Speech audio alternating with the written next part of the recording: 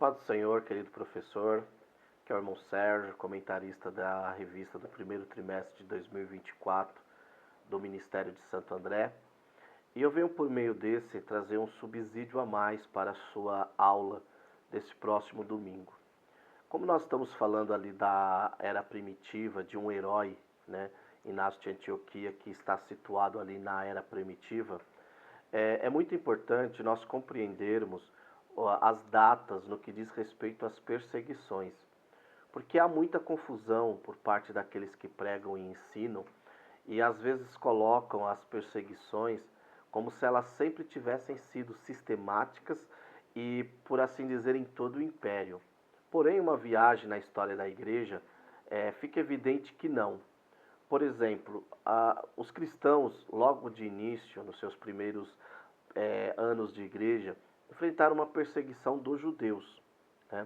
A perseguição por parte do Império Romano só foi acontecer por volta de 64, quando Nero, né, vendo ali a cidade de Roma pegando fogo, e um fato interessante é que muitos colocam como se Nero tivesse incendiado. Pesquisas mais recentes indicam que devido à infraestrutura precária e ao alto índice de população, a cidade de Roma pegou fogo por um incêndio natural. E claro, Nero tinha que colocar a culpa em alguém, porque na época, na ocasião, a sua popularidade já estava baixa. E ele coloca a culpa nos cristãos, por dois motivos. Primeiro, porque os cristãos gozavam de um respeito, né? Não tinha nada que testemunhasse contra os cristãos. E segundo, e mais importante, das províncias romanas, as províncias onde o número de cristãos eram maiores foram as que menos foram prejudicadas pelo fogo. Então Nero, usando disso, pegou e atribuiu aos cristãos.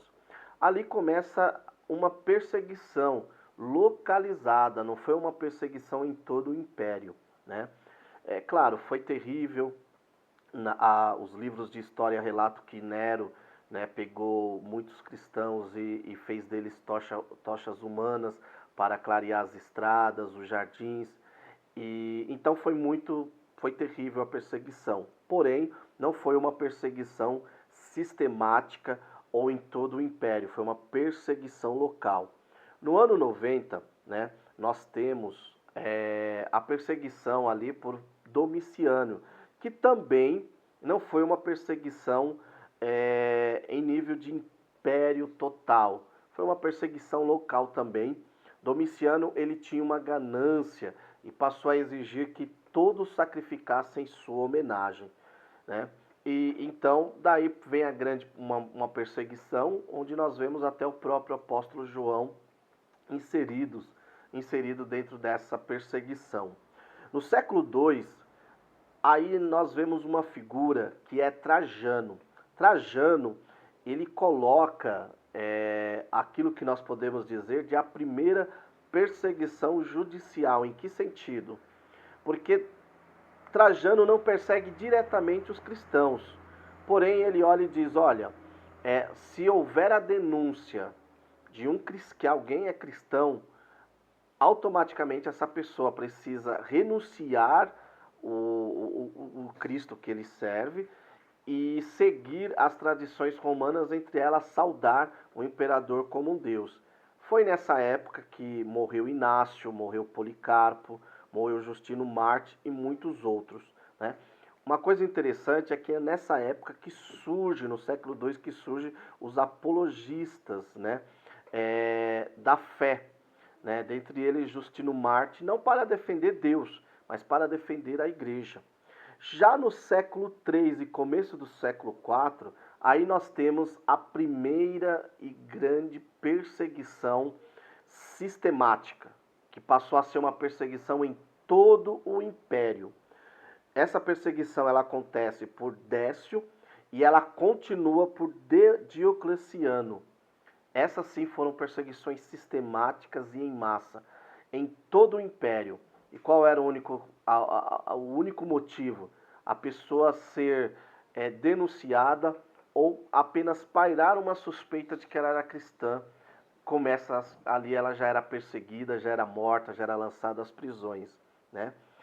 E é aí nessa época de Décio e Diocleciano que os grandes livros de história da igreja diz que Roma vai à caça dos cristãos, né? Diferente das outras datas, né? 64, 81 a 90 e ali no século II, onde tinha que ter uma denúncia, onde tinha que ser pego num ato de adoração a Cristo.